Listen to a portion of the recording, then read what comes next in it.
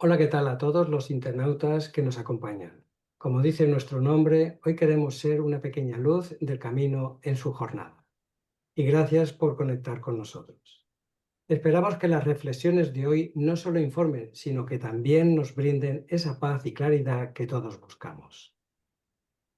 Es un verdadero honor dar la bienvenida a una figura destacada desde Argentina. Él es médico, cirujano y psiquiatra.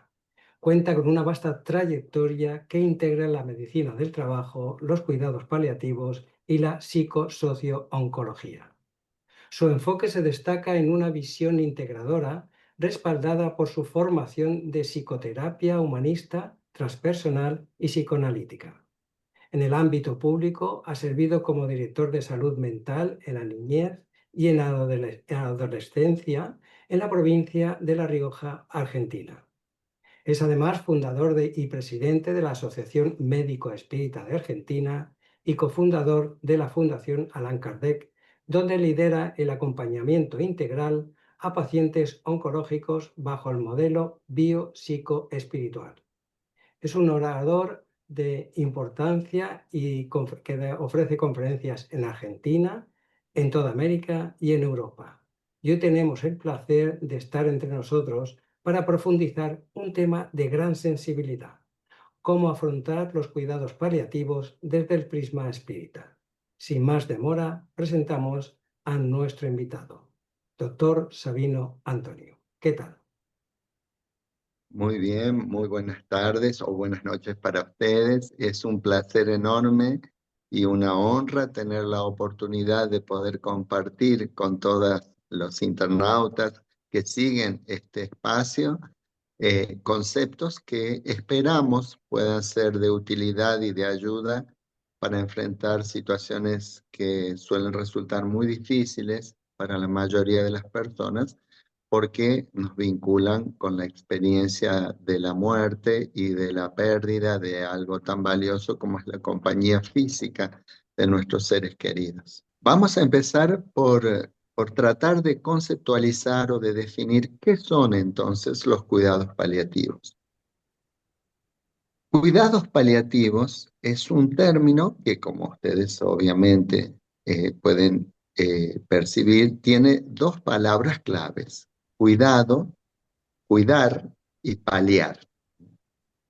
¿Qué significa cuidar?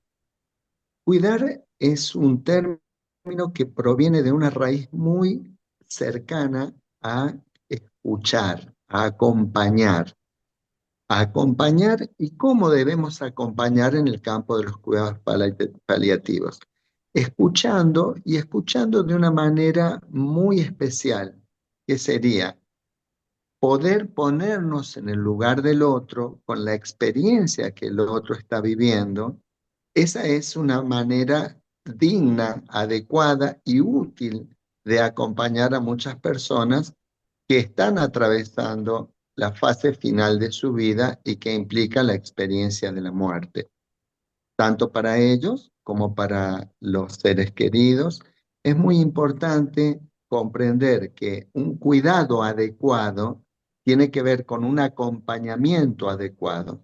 Y ese acompañamiento adecuado tiene que ver también con una escucha adecuada, porque lógicamente, como las personas no tienen y no tienen tampoco por qué tener una formación en cuidados paliativos, incluso esto ocurre muchas veces con los profesionales de la salud que intervienen en este tipo de situaciones sin una formación adecuada que los habilite con teoría, con técnica, con habilidades para ser adecuados en el acompañamiento del proceso de la muerte y del morir de un individuo y de su familia.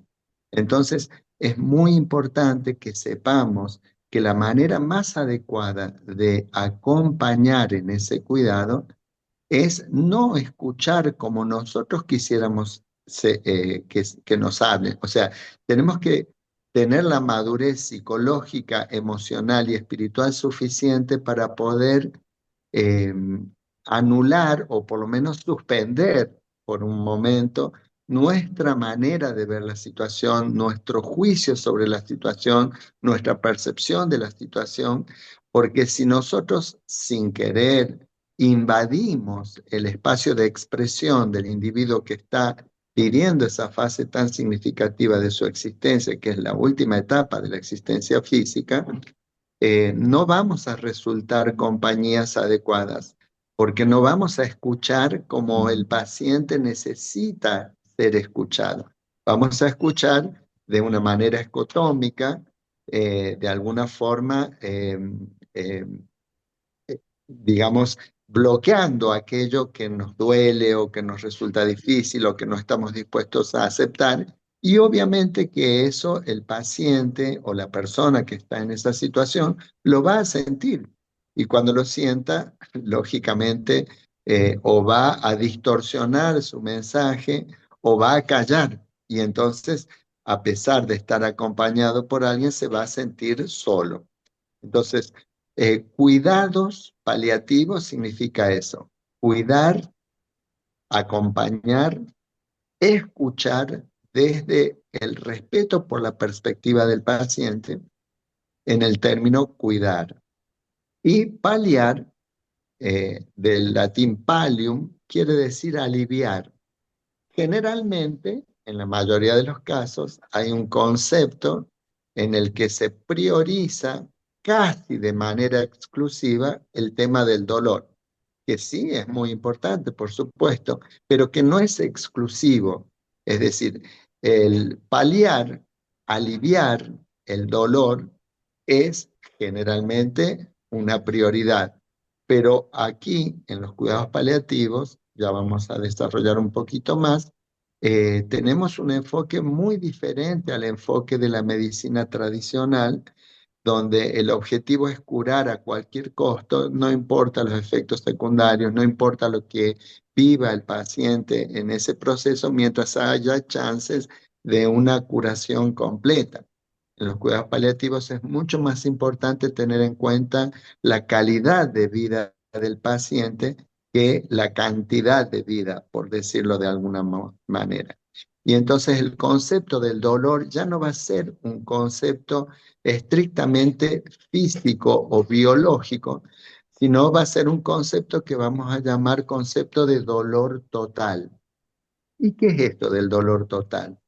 El dolor total sería que nosotros al dolor no solo les atribuimos una dimensión física, sino una dimensión psicológica, una dimensión emocional, una dimensión familiar, una dimensión espiritual y aunque parezca extraño, hasta una dimensión económica, porque quienes han tenido la experiencia de mm, acompañar y cuidar y escuchar a una persona en la fase terminal de su vida, saben que habitualmente los costos de tratamientos y de medidas que se ponen en juego, tanto de parte de los cuidadores, que pagos, de los médicos, de los enfermeros, de los psicólogos y de todos los involucrados, implican un costo muy elevado que pasa a ser también parte del dolor y del sufrimiento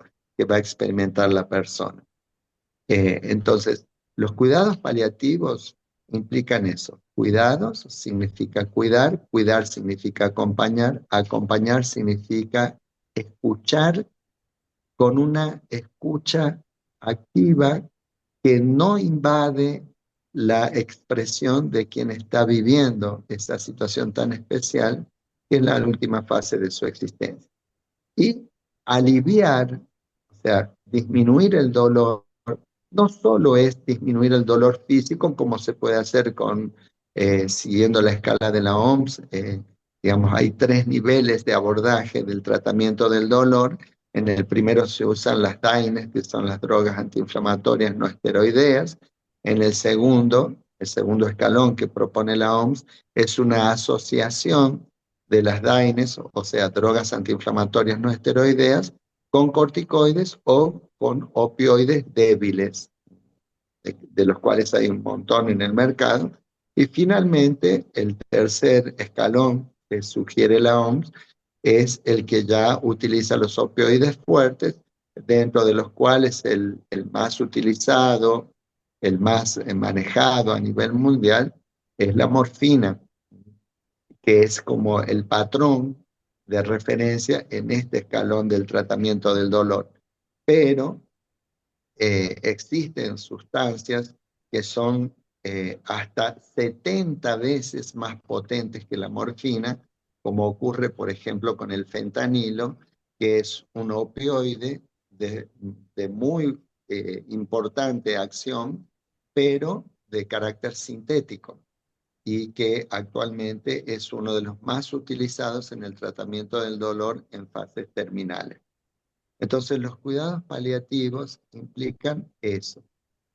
Repito, en síntesis, cuidar como sinónimo de acompañar, como sinónimo de escuchar adecuadamente en esa compañía, y paliar del latín palium, que quiere decir aliviar, ayudar a disminuir el sufrimiento de la persona. Y aquí también conviene hacer una pequeña aclaración que es muy pertinente, en mi opinión, que es la diferenciación entre el dolor, entre el término dolor y su significado, y el término sufrimiento y su significado. El dolor generalmente está más vinculado a la polaridad biológica y el sufrimiento está más vinculado a la subjetividad de quien experimenta ese dolor biológico y que tiene una significación o puede tener una significación muy diferente. Eh, Vamos a dar un ejemplo para que ustedes puedan comprender con mayor claridad a lo que me refiero. El dolor es la experiencia de, eh, del impacto que produce una noxa, una agresión. Y el sufrimiento es la interpretación que la persona hace de ese dolor con sus consecuencias o significaciones. Por ejemplo, si eh, yo me lastimo o me golpeo el primer dedo del pie, y eso me duele mucho, pero yo sé que no tiene una consecuencia en relación a mi estado de salud en general y a mi vida en cuanto a sus efectos. Puede dolerme mucho, pero muchísimo, pero no va a implicar un sufrimiento significativo en relación a ese dolor. Sin embargo, yo puedo golpearme también el mismo dedo, pero de una manera muy, muy leve. Y sin embargo, supongamos, si tengo un diagnóstico de cáncer óseo o de un cáncer primario de otro órgano, como puede ser de mama, como puede ser de próstata, con metástasis óseas, el dolor probablemente sea no muy significativo, pero el sufrimiento sea enorme, porque yo lo interpreto como un avance de la enfermedad que me lleva más cerca de la posibilidad de perder la vida. Eh, Tan importante es esta diferenciación entre dolor y sufrimiento que en cuidados paliativos se usa una escala muy sencilla, muy simple, que no hace falta ser profesional para implementarla, o sea, puede ser útil para cualquier persona que esté en esa situación o que esté acompañando a un individuo en un proceso en una etapa de cuidados paliativos, que es la siguiente. Uno le pregunta a la persona, eh, de 0 a 10, si 0 es ausencia total de dolor y 10, la intensidad máxima de dolor que una persona pueda experimentar, el paciente va a responder de una manera que muchas veces nos sorprende, porque esta escala de evaluación del dolor nos permite diferenciar justamente el dolor objetivo del sufrimiento subjetivo. ¿Por qué digo que a veces nos sorprende? Porque, por ejemplo, en la cama de un hospital tenemos una mujer que está prácticamente todo el día quejándose de que le duele, de que le duele, de que por favor la ayuden, de que necesita que la atiendan. Y resulta que cuando uno va y visita a esa paciente y le pregunta, bueno, O sea, si uno se deja llevar por el planteo que hace la paciente y por los reclamos que los enfermeros nos transmiten y que vemos de parte de la familia, podríamos pensar que esa persona tiene un dolor sumamente intenso, de 8, 9 o 10, o lo máximo que ella puede imaginar. Y sin embargo, le preguntamos a esta paciente, si 0 es ausencia completa de dolor y 10 es el dolor máximo que usted puede imaginar, ¿cuánto calificaría el dolor que usted siente? Y nos dice, para nuestra sorpresa, 4 o 5. Y la contrapartida, podemos tener un paciente en otra cama, sector masculino, con un hombre del campo, muy sufrido, muy curtido, muy acostumbrado a la vida dura, digamos, que no se queja para nada, que no llama a las enfermeras, que no dice a la familia que está sufriendo, que no expresa al médico su deseo de recibir analgésicos. Y sin embargo, ese paciente que no se queja, que no pide ayuda, que no habla con los enfermeros, que no le pide a su familia, uno le hace la misma pregunta. Señor, en la escala de 0 a 10, 0, ausencia completa de dolor. 10, el más intenso dolor que usted pueda imaginarse. ¿En qué escala colocaría el dolor que usted está sufriendo? Y para nuestra sorpresa puede decir 8 o 9 o incluso 10. Entonces, fíjense que en el primer caso, claramente estaríamos ante una persona que no tiene un dolor tan intenso, la mujer que decíamos, pero sí tiene un sufrimiento muy importante, mientras que el segundo tiene un dolor mucho más intenso con un sufrimiento menos importante. ¿Por qué? Porque la lectura subjetiva que cada paciente hace de ese dolor es es muy diferente, mucho más significativa para la primera y mucho menos significativa para la segunda. Espero ser claro con este ejemplo. Y esto, ¿por qué es tan importante? Porque justamente en el segundo caso vamos a tener un resultado muy satisfactorio utilizando un opioide fuerte, porque el dolor biológico orgánico es muy importante. Si nosotros se lo alineamos, va a cambiar considerablemente la situación de esta persona. Mientras que en el primer caso, no va a modificar mucho el uso de un opioide fuerte.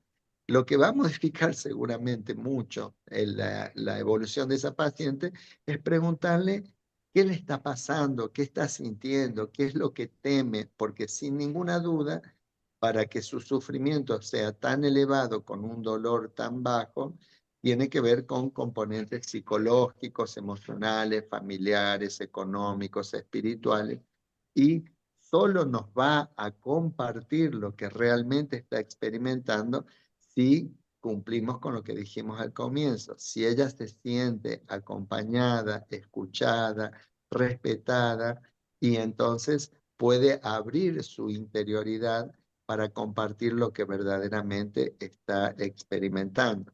Y entonces podremos de ahí a lo mejor descubrir que tiene terror a morir y que ese dolor ella lo interpreta como un avance metastásico de su problema oncológico y poder, en caso de que así sea, mostrarle o demostrarle a través de estudios complementarios que en realidad no es la interpretación que ella está haciendo, o escucharla cuando sí sea esa interpretación, va a permitir que la persona pueda sentirse mucho mejor y transitar esa experiencia o esa etapa de una forma mucho más llevadera, por decirlo de alguna manera. Entonces, eh, conviene aclarar que los cuidados paliativos son una de las últimas especialidades médicas que surgieron en el mundo. Recién en el año 1982 se aceptó por primera vez como especialidad médica en Londres, liderada por un médico que tuvimos la oportunidad de conocer en nuestra formación en cuidados paliativos, que es una referencia mundial, que es el doctor Robert Twycross.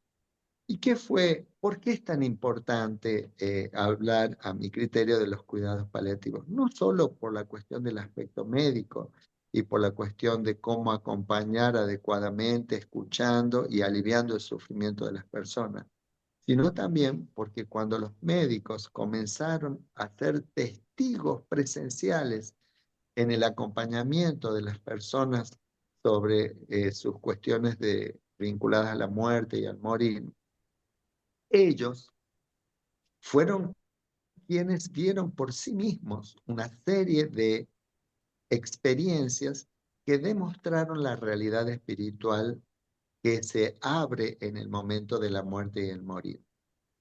Muchas experiencias que antes se calificaban o se entendían como si fuesen alucinaciones, especialmente de personas que están en la fase final de su vida y que sienten o perciben o ven o escuchan a su madre, a su abuela, a su padre, a su hermana, que vienen a buscarlos cuando ya fallecieron hace mucho tiempo. eh, en muchos casos, dando datos que se pueden verificar objetivamente, los médicos comenzaron a comprender que hay una realidad más allá de la realidad física que comienza a develarse y a evidenciarse en la conciencia del individuo que está en el proceso de la muerte y el morir y que va, digamos, eh, desprendiéndose espiritualmente de su cuerpo físico, y a medida que ese desprendimiento avanza, va teniendo la posibilidad de percibir esa realidad espiritual que en estado de vigilia habitualmente la mayoría de las personas no percibe. Entonces, fue tan importante esta influencia de los cuidados paliativos y su enfoque biopsicosocio-espiritual, que apenas 4 años después, en el año 1986, la propia Organización Mundial de la Salud, junto con el Instituto del Cáncer de los Estados Unidos, superaron la propuesta que habían hecho en el año 1978 en el Congreso de Alma-Ata, donde definían a la salud como el estado de completo bienestar biológico, psicológico y social, y no meramente la ausencia de enfermedad. Es decir, reconocían 3 dimensiones en el individuo: la biológica, el cuerpo físico; la psicológica, lo que piensa, lo que siente, lo que cree, lo que imagina, lo que fantasea; y la social, que nosotros sabemos que está vinculada al núcleo familiar primario, a la familia extendida y a las relaciones exogámicas fuera de la familia. Cuando se acepta como especialidad médica los cuidados paliativos, y especialmente cuando se empiezan a testimoniar experiencias de carácter espiritual, entonces la Organización Mundial de la Salud modifica ese modelo antropológico biopsicosocial y propone además atender y tener en cuenta los aspectos espirituales en el proceso de la muerte y del morir, y en el proceso de la salud y de la enfermedad, ampliando el modelo a lo que hoy nosotros consideramos el modelo antropológico de la medicina espírita y de otras tradiciones que incluyen la dimensión espiritual del hombre. Para nosotros, el ser humano tiene al menos 4 dimensiones claramente identificables: la dimensión biológica, como ya dijimos, el cuerpo físico; la dimensión psicológica, lo que piensa, cree, espera, imagina, fantasea, recuerda; la dimensión social, sus vínculos con los demás; y una dimensión que es tan importante y significativa que redefine lo que entendíamos por biológico, psicológico y social, y que vamos a llamar la dimensión espiritual. Y acá conviene destacar que cuando hablamos de dimensión espiritual del hombre, no lo hacemos en un sentido abstracto, difuso, donde utilizamos una palabra que poco nos dice de lo que significa o que tiene una significación vaga. No, nosotros cuando hablamos de espiritualidad o de la dimensión espiritual del hombre, hablamos de algo muy concreto, de algo muy bien definido, que la doctrina espírita la define como el principio inteligente de la creación, que es la sede de la individualidad, la sede de la identidad y donde están los atributos que nos permiten el pensamiento, o sea, la inteligencia cognitiva, la voluntad, la afectividad, los conocimientos, los vicios y las virtudes. Es decir, eso es el espíritu humano. Y es tan importante y significativo que si nosotros lo comprendemos, lo estudiamos y lo integramos, vamos a ver que nos ayuda a redefinir lo que entendíamos por biológico hacia una biología trascendental, como ya lo mostró el candidato a premio Nobel de Biología, Rupert Sheldrake, el biólogo inglés, en su libro The New Science of Life, la nueva ciencia de la vida, y mucho antes aún, el investigador brasileño, el ingeniero Nani Guimarães Andrade, con la propuesta del modelo organizador biológico, que es un concepto que permitió operacionalizar para la ciencia el concepto del perispíritu, aquella envoltura fluídica semimaterial que sirve de unión o nexo entre el espíritu y el cuerpo. Y también una psicología trascendental que podríamos llamar psicología transpersonal, que ha surgido en el año 1989 en la costa oeste de los Estados Unidos, fundada por Anthony Sutich, Abraham Maslow y Stanislas Grof, que muy sintéticamente les diría que es una corriente psicológica académica que reconoce, integra y utiliza la dimensión espiritual del hombre dentro del psiquismo humano. Y también nos permite conceptualizar una sociología trascendental, porque nosotros, en una visión materialista, muchas veces pensamos que solo nos relacionamos horizontalmente con nuestra familia, con nuestra familia nuclear, familia ampliada o relaciones exogámicas, compañeros de trabajo, de deporte, de iglesia, de lo que fuere.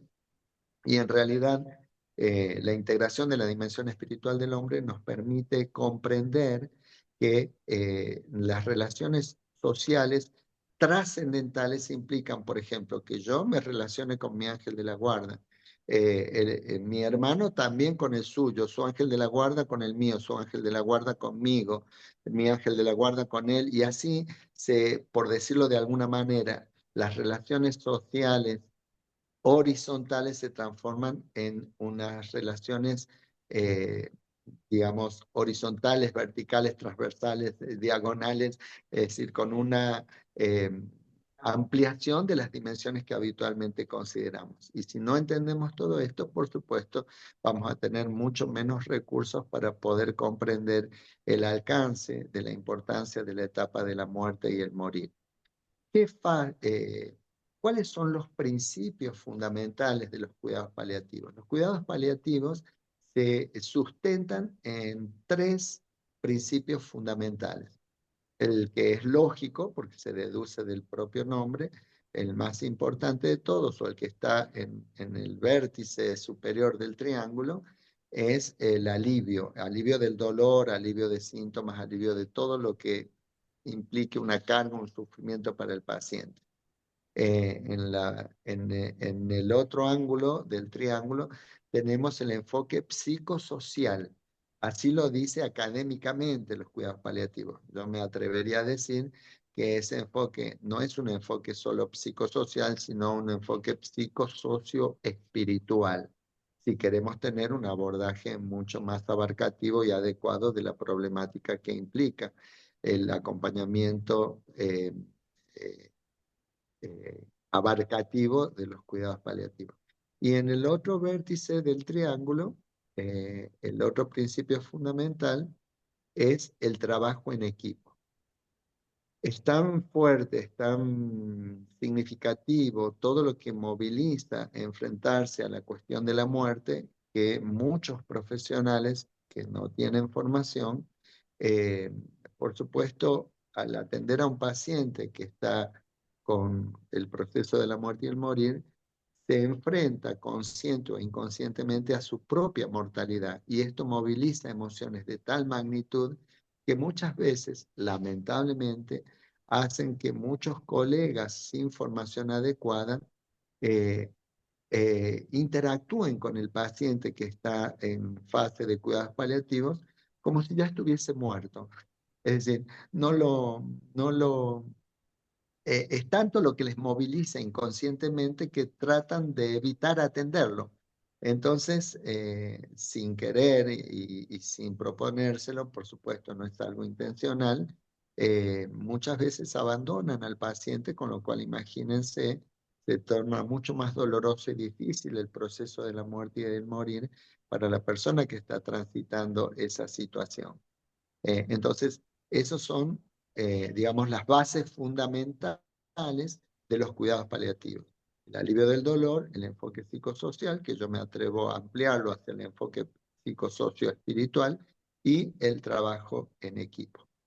Eh, Como les decía, uno de los problemas más importantes que aparece cuando una persona está en el proceso de la muerte y el morir, y también para la familia que acompaña a esta persona, es que se atraviesan estados emocionales que están muy bien descritos por la que es considerada la fundadora de la nueva tanatología, la doctora Elizabeth Kubler-Ross, autora de varios libros muy recomendables, entre ellos La muerte, un amanecer, sobre la muerte y el morir, preguntas y respuestas a la hora de la muerte, La rueda de la vida, Una luz que se apaga, entre otras obras realmente maravillosas.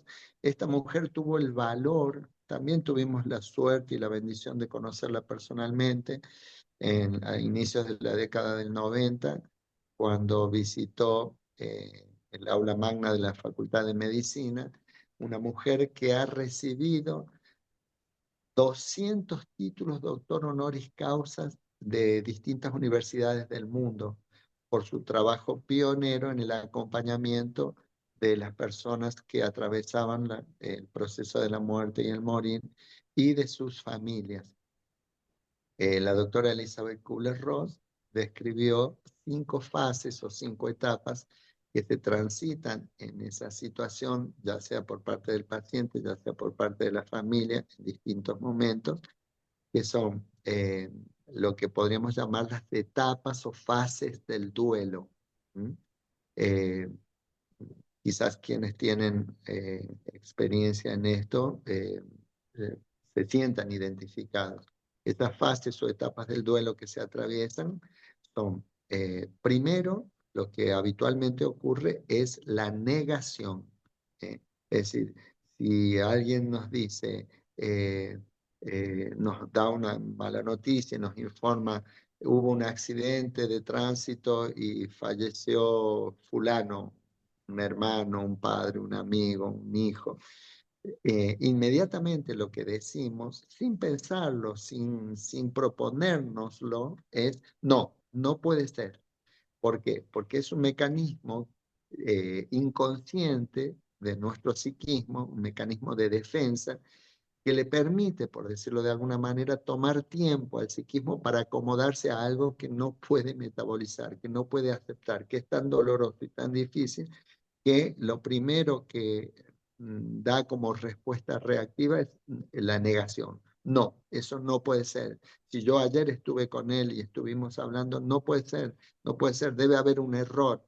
Y esa negación puede durar desde minutos, horas, días, semanas y a veces incluso meses, por la dificultad de metabolizar el sufrimiento que implica para el ser querido la muerte de ese individuo.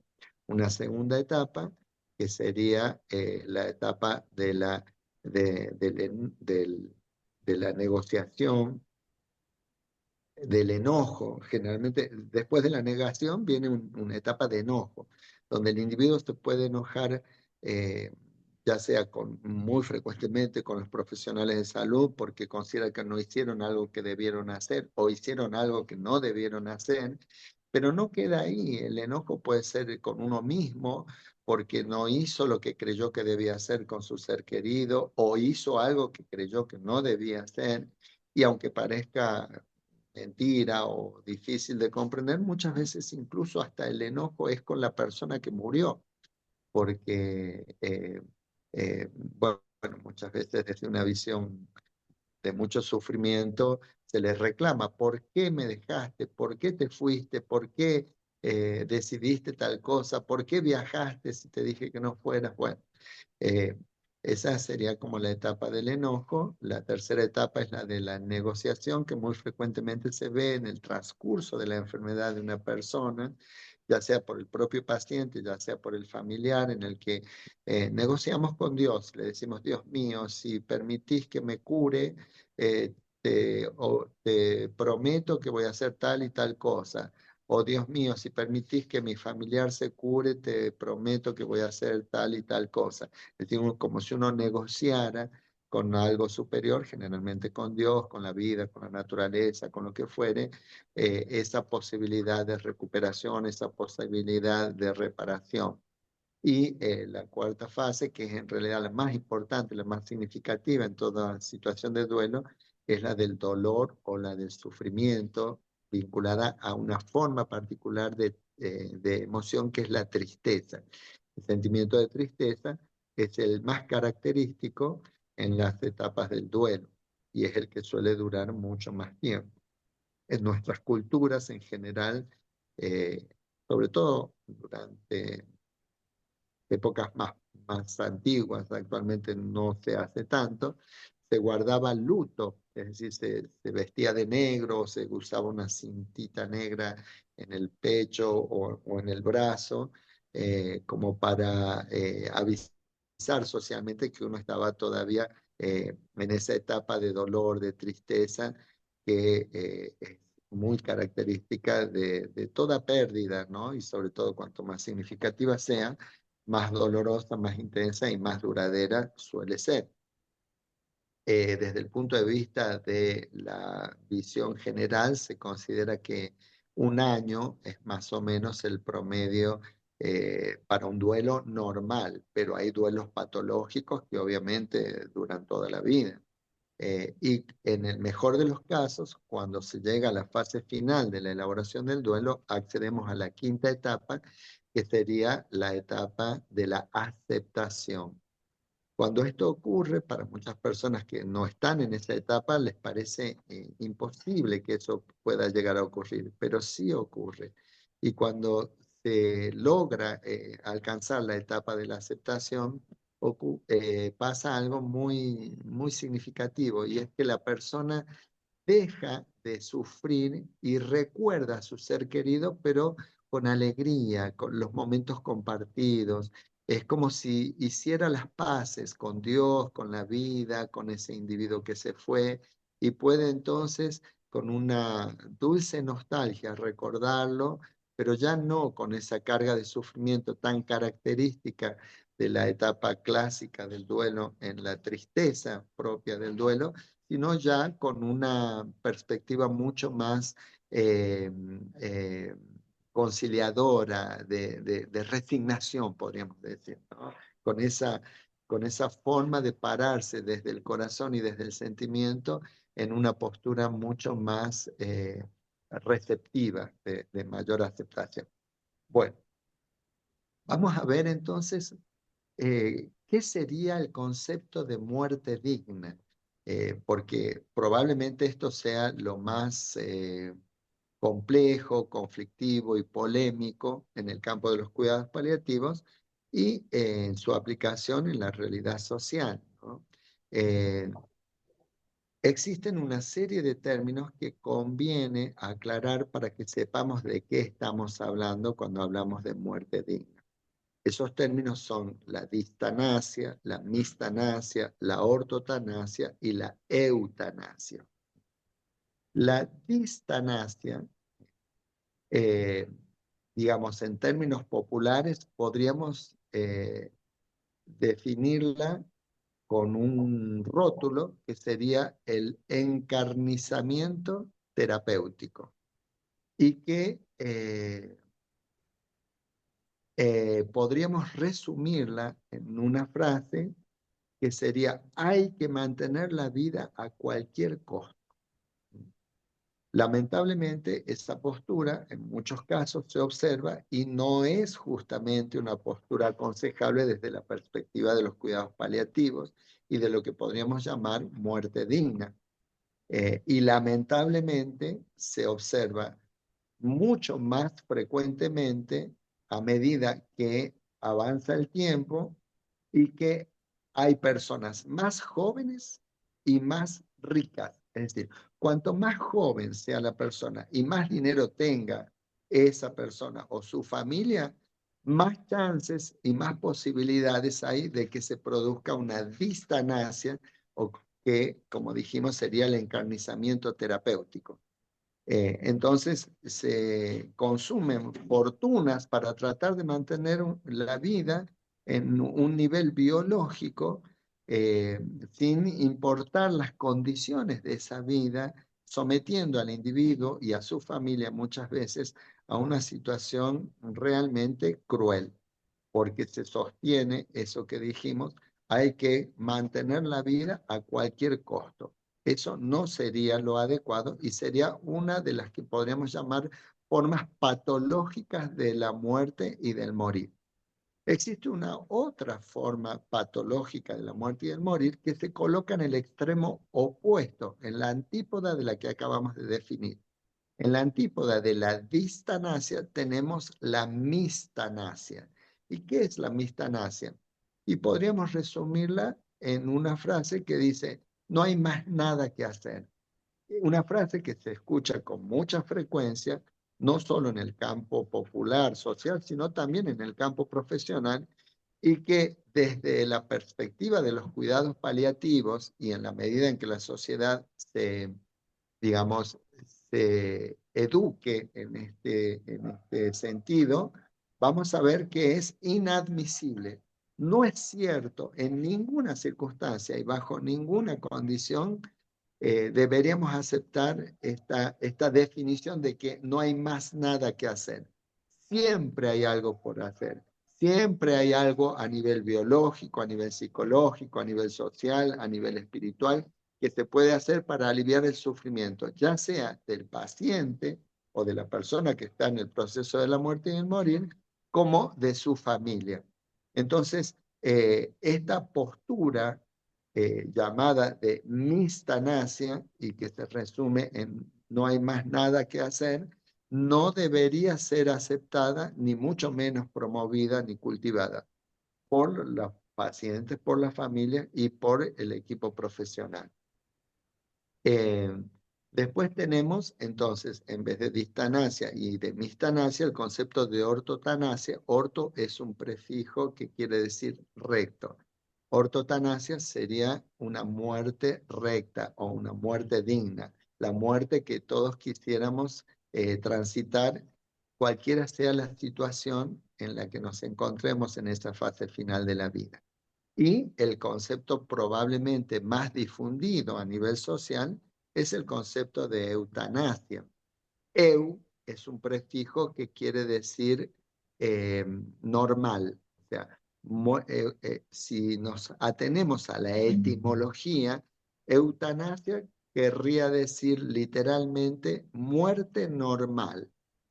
Y creemos que se ha aplicado este concepto de una manera completamente errónea, es decir, se aplica el término eutanasia, que debería ser muerte normal, como una muerte, vamos a decirlo así, misericordiosa para que el individuo no sufra más. Desde la perspectiva biológica, y si tuviésemos un modelo biopsicosocial como el que planteaba la OMS en el año 1978, sería correcto, sería una forma de aliviar el dolor y el sufrimiento de la persona, acabar con ese suplicio.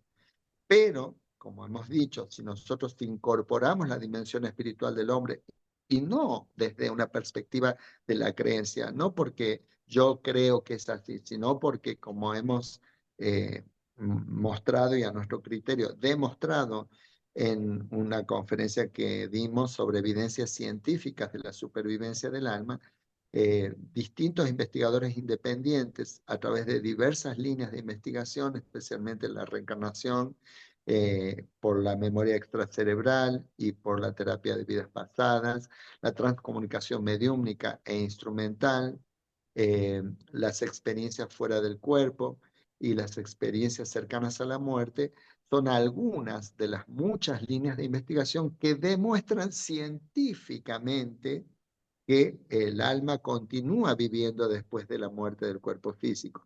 Entonces, fundamentándonos en eso, estamos en condiciones de afirmar que la llamada eutanasia, tanto pasiva como activa, es un verdadero crimen, porque la dimensión espiritual del hombre hace que respetemos y fomentemos la vida en todas las situaciones, siempre que se encuentre un punto de equilibrio que resulte digno para el proceso de la muerte y del morir de esa persona. Porque muchos individuos que se encuentran en situación de eh, la llamada vida vegetativa, es decir, que no pueden expresar su inteligencia, su voluntad y su afectividad porque el cerebro está dañado, porque está en una situación en la que no pueden transmitir lo que su espíritu siente. Claro, si no hay espíritu, entonces ¿para qué que siga viviendo? Se parece a los ojos externos un acto de compasión acabar con su vida.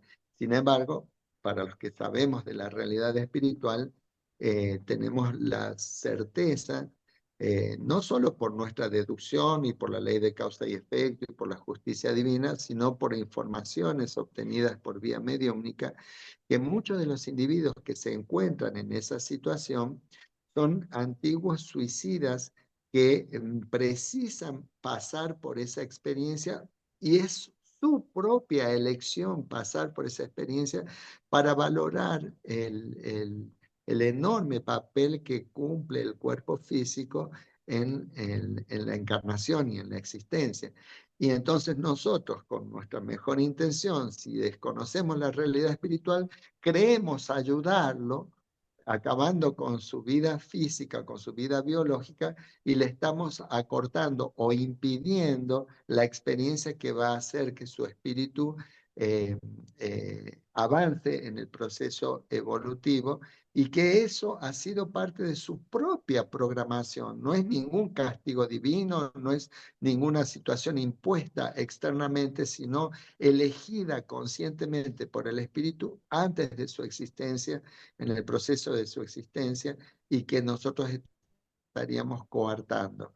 Entonces es sumamente importante integrar esa dimensión espiritual para poder comprender el valor que tienen esas experiencias que a nosotros nos parecen inútiles, a nosotros nos parecen sin sentido, pero que desde el punto de vista espiritual tienen un sentido, un valor y una significación enorme para ese espíritu en el proceso de su rehabilitación moral frente a la ley de Dios, frente a su conciencia y frente a su prójimo también, ¿no?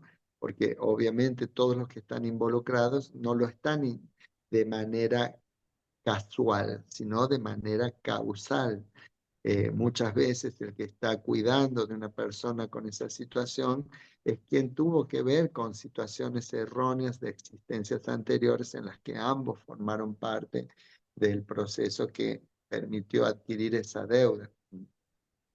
Entonces, eh, un concepto muy importante, pero sumamente importante y que me parece valiosísimo compartir, es que nadie, absolutamente nadie que esté bien atendido, y escuchen bien esto, nadie que esté bien atendido, cuando digo bien atendido, justamente me refiero a esas cuatro dimensiones, biológicamente, psicológicamente, socialmente y espiritualmente, nadie que esté bien atendido desea morir. Cuando una persona pide que le ayuden a morir, es porque no está recibiendo la atención adecuada. Por eso, también un concepto clásico de la especialidad de cuidados paliativos es el tipo de conductas que se tiene con el paciente y ahí surge un término que es la proeutanasia. ¿Qué es la proeutanasia?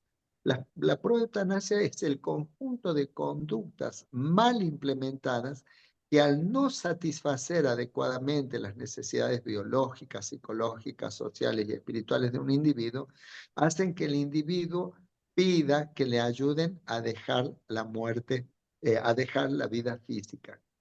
Pero en realidad, detrás de ese pedido explícito hay un pedido implícito que hace falta tener la destreza, la formación y la capacidad empática de percibir, que sería cada vez que una persona nos pide que acabemos con su vida, en realidad nos está pidiendo que acabemos con su dolor y con su sufrimiento. Y para eso justamente ha sido creada como especialidad médica los cuidados paliativos y la psicosocio-oncología. La psicosocio-oncología, en la cual también tenemos formación, es una disciplina en la que se atienden a los efectos emocionales de la muerte y el morir en el paciente, en la familia y en el equipo profesional tratante, porque si no está formado, también vive, siente, experimenta una serie de cosas, como ya dijimos anteriormente, que van a ser sumamente eh, perjudiciales cuando no se administran de manera adecuada en el acompañamiento de la persona que está en el proceso de la muerte y el morir, como de su familia. Entonces, recuerden, detrás de todo pedido de una persona en una situación terminal, que de paso les comento, nosotros no estamos de acuerdo en que se hable de paciente terminal o caso terminal, porque terminal somos todos. En realidad, si hay algo que nadie puede negarnos es que no sabemos cuándo, no sabemos cómo, pero sí sabemos que nos vamos a morir. Entonces, si fuese por ese concepto, terminales somos todos. En el peor de los casos, si es que hay suficiente evidencia para ello, podremos hablar de pacientes médicamente incurables o pacientes muy graves, pero nunca, sugiero yo, hablemos de pacientes terminales, porque hay más de una publicación de las revistas más importantes del mundo, de revistas médicas, donde pacientes que, de acuerdo a la terminología tradicional, estaban en fase terminal, eh, milagrosamente, dirían algunos, nosotros sabemos que no hay milagros, que en realidad hay leyes desconocidas por el ámbito científico que tienen que ver con la espiritualidad, que tienen que ver con la psiconeuroinmunoendocrinología, que tienen que ver con las influencias energéticas que se pueden producir en un sujeto y en un individuo, que han permitido recuperar la salud, aún estando en una fase mal llamada terminal o mejor llamada médicamente incurable. Entonces, repito este concepto, nunca que un paciente o que una persona nos pida que le ayudemos a morir, está hablando de un deseo sincero de querer morir. Lo que sí es sincero es que quiere dejar de sufrir. Entonces nosotros tenemos que aguzar nuestros sentidos, tenemos que disponernos de manera empática y de manera compasiva a comprender qué es lo que está pasando en su biología, en su psicología, en su afectividad, en su economía, en su espiritualidad, para poder darle una respuesta que permita la confrontación de la situación con una esperanza, porque todos, sin excepción, eh, anhelamos vivir. Cuando buscamos por nuestros propios medios o por la ayuda externa la posibilidad de la muerte, mal llamada eutanasia en estas condiciones, ya sea pasiva o activa, digo pasiva cuando se deja de hacer algo que lleva al individuo a la consecución del óbito, y activa cuando, por ejemplo, se inyecta una sustancia para que se produzca la muerte biológica del individuo. Pero mientras haya conciencia y el sujeto pida que le ayudemos a morir, por favor, tengamos la empatía, la compasión y la sabiduría de escuchar a esa persona más allá de sus palabras explícitas, para percibir en lo implícito de su sufrimiento de qué modo nosotros podemos ayudar. Porque si estamos en condiciones de hacer algo de esa naturaleza, sin ninguna duda, al hacerlo, el paciente va a modificar el pedido. Y en vez de pedir que le ayuden a morir, va a pedir que le ayuden a vivir con mayor dignidad, con menor sufrimiento y con una situación que sea más compatible con la experiencia de la muerte y el morir. Y finalmente yo quisiera destacar que siendo la muerte y el morir una etapa inevitable para todos nosotros, cualquiera sea la etapa, el momento, la cultura o la situación en la que nos encontremos, tenemos que revalorizar la experiencia de la muerte y el morir. La muerte y el morir no es nuestra enemiga, es nuestro amigo que nos ayuda a completar un ciclo de la existencia corporal y que tiene un valor enorme en el crecimiento espiritual del individuo.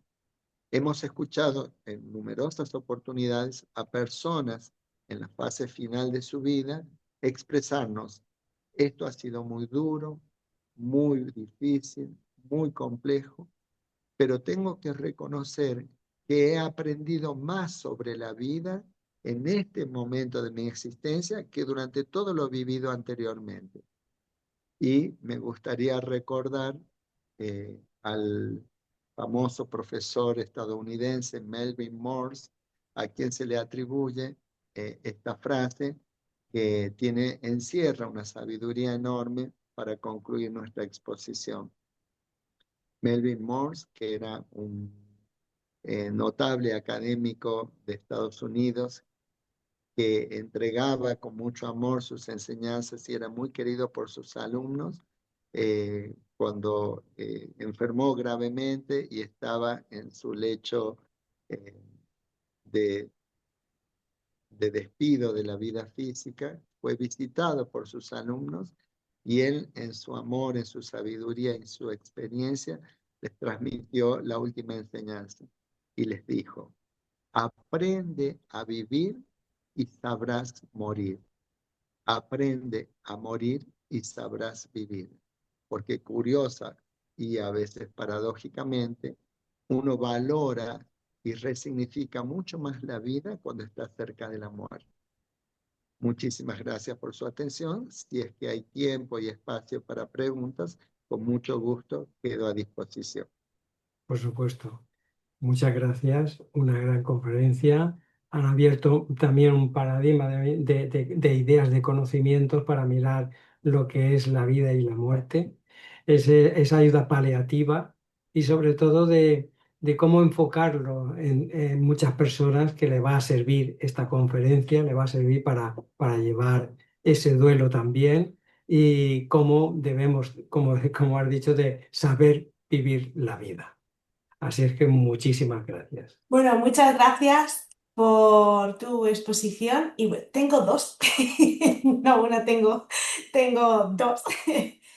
Em, una es relacionado porque, como estabas mencionando, ¿no? Nadie pide que se acabe con su vida porque lo que hay detrás es un sufrimiento y un dolor que hay veces que no se da cuenta hasta que investigas. Pero, por ejemplo, para aquellas personas, porque lo he oído mucho, que ahora mismo están en su mejor momento de la vida físicamente, en salud, económica, y te hacen el pedido expreso de que si en algún momento pasa por una enfermedad, un accidente y que se queda en estado vegetativo, que le practiques esa eutanasia activa y te lo dicen expresamente y lo dejan escrito expresamente para que eso suceda, puesto que desconocen o no tienen ningún tipo de conocimiento espiritual.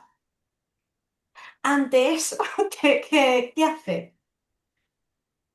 Y bueno, va a depender mucho del lugar en el que ocurra esto, porque hay leyes que lamentablemente son leyes que respaldan conductas inmorales, diría yo, como por ejemplo ocurre con el aborto. Nosotros sabemos desde la perspectiva espiritual que el aborto es una violación tremenda a la ley de amor y a la ley de vida, porque no se está disponiendo del cuerpo de la propia persona como se afirma, sino del cuerpo de un ser diferente, como se ha demostrado inmunológicamente, genéticamente y de muchas otras maneras.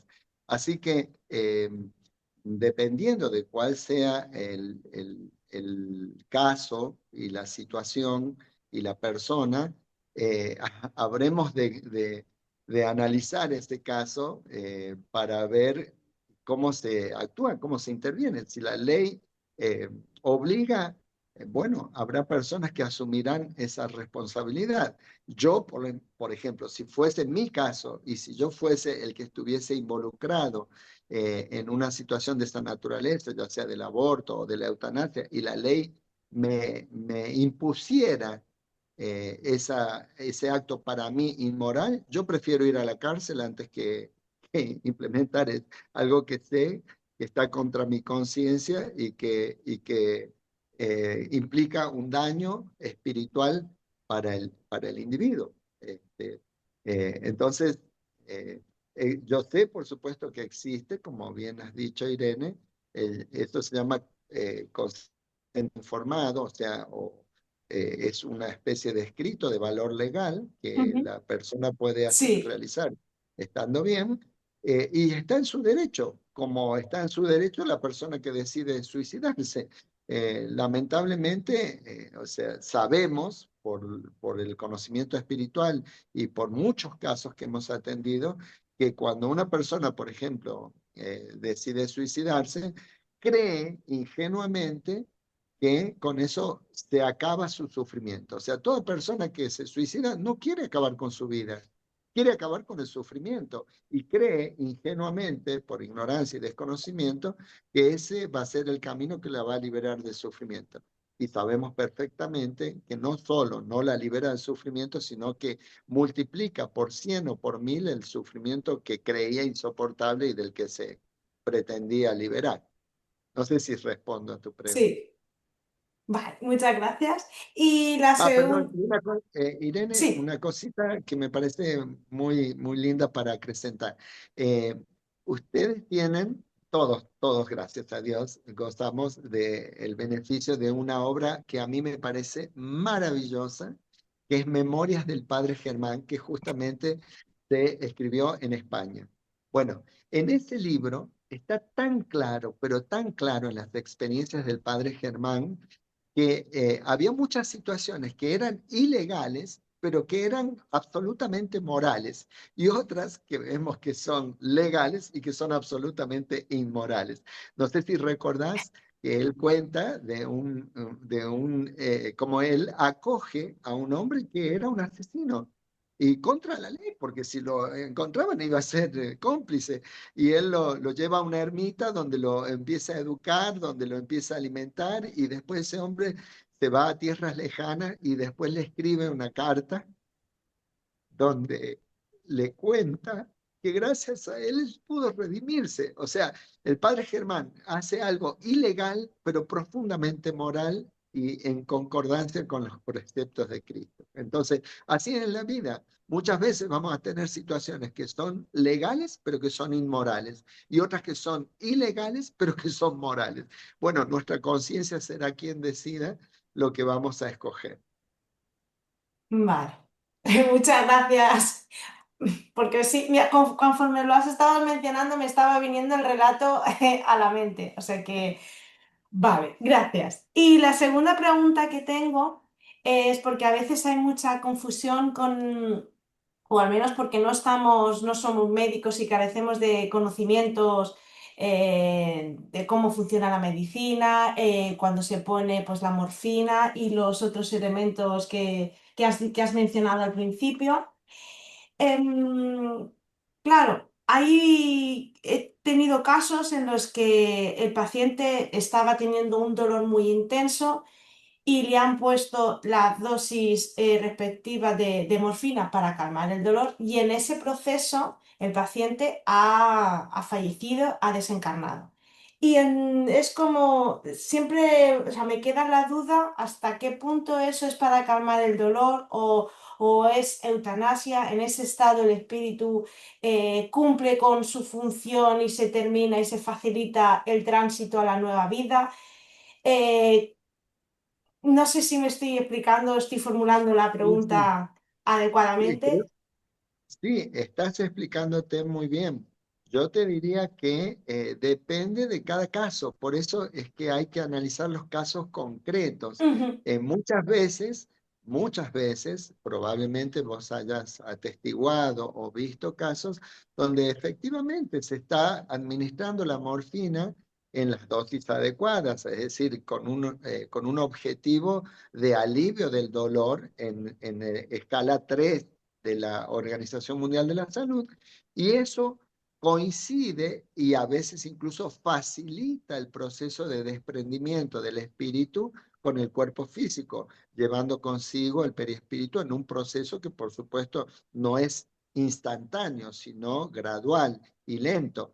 Y otras veces también es cierto, que no sé si vos habrás sido testigo de eso, que digamos, ya sea por iniciativa del profesional, ya sea por pedido explícito o implícito de los familiares, se usan dosis mucho mayores que las que corresponden para el objetivo de aliviar el dolor, y eso induce o genera una mayor facilidad para el proceso de la desencarnación.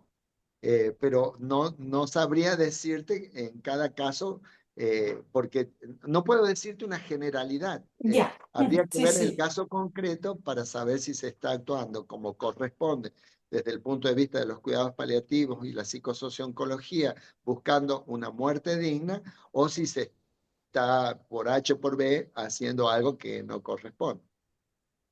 Ujú. Vale. Gracias. Aunque Con mucho- me has respondido más, mi inquietud está, se ha quedado tranquila. Más o menos es lo que yo estaba pensando, pero necesitaba la palabra de un profesional, tanto espiritual como médico, para saber por dónde iba el asunto. con Y mucho nada, yo gusto. por mí ya, yo no tengo más preguntas. Gracias.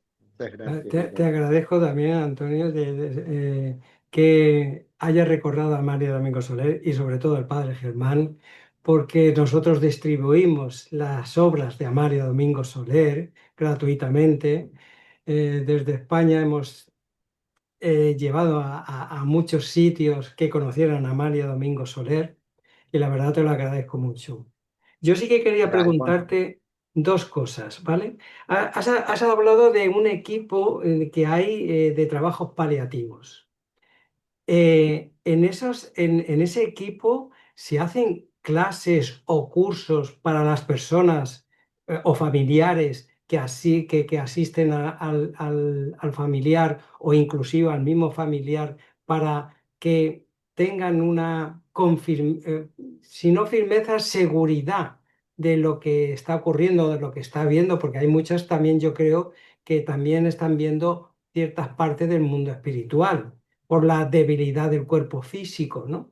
Entonces, tanto por un lado personal del enfermo y de los familiares como del equipo, si hay algún curso que se pueda hacer o debería de hacerse cursos para que la gente empezara a tener un poco más de conciencia. Sí, sí, por supuesto, por supuesto. Y de paso te digo algo que no lo dije y que me parece importante. El equipo mínimo, el equipo mínimo adecuado para un trabajo en cuidados paliativos es un médico, un enfermero, es lo mínimo.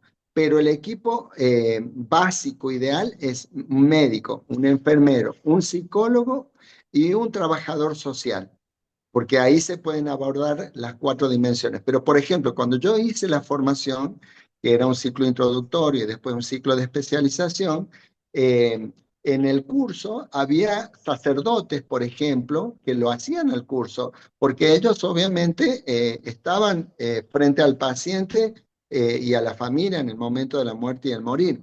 Y lo que vos preguntas, siempre, a lo mejor no siempre a través de cursos, sí se ofrecen periódicamente si es que hay interesados, se pueden hacer y se hacen, pero sí la atención personalizada, es decir, cuando un paciente está viviendo una situación determinada o un familiar está viviendo una situación determinada, se tienen consultas de carácter psicoterapéutico o socioterapéutico en las cuales se ayuda al paciente y a su familia a comprender lo que están viviendo. Porque por ejemplo, si no hubiese este conocimiento, muy frecuentemente yo he visto colegas que cuando un paciente en una etapa final de su vida habla de que lo visitó la abuela, que lo visitó el padre y da datos, pero dentro de una coherencia muy significativa, le dan alopidol como si fuera una, o sea, le dan un antipsicótico para que trate de dejar de alucinar. Y no son alucinaciones, son percepciones espirituales. Pero para poder actuar de manera adecuada, uno tiene que tener la formación y la experiencia. Entonces, de acuerdo a cada caso, uno va guiando, va orientando, va ayudando, tanto al paciente, porque el paciente dice, bueno, no, entonces si me dio esto, yo debo estar loco, además de que estoy muriéndome, estoy volviéndome loco. No, no se está volviendo loco. Usted está desprendiéndose de su cuerpo físico y eso le permite percibir a sus seres queridos que ya están en el mundo espiritual y que lógicamente lo aman y vienen a recibirlo, a esperarlo o a visitarlo. Y entonces cambia completamente la experiencia del individuo por la significación que le adjunta, digamos, ¿no? Y lo mismo para la familia. Es profundamente eh, digamos, pacificante para un familiar sentir o saber que vino el abuelo y que no está loco y que no está delirando y que no está devariando.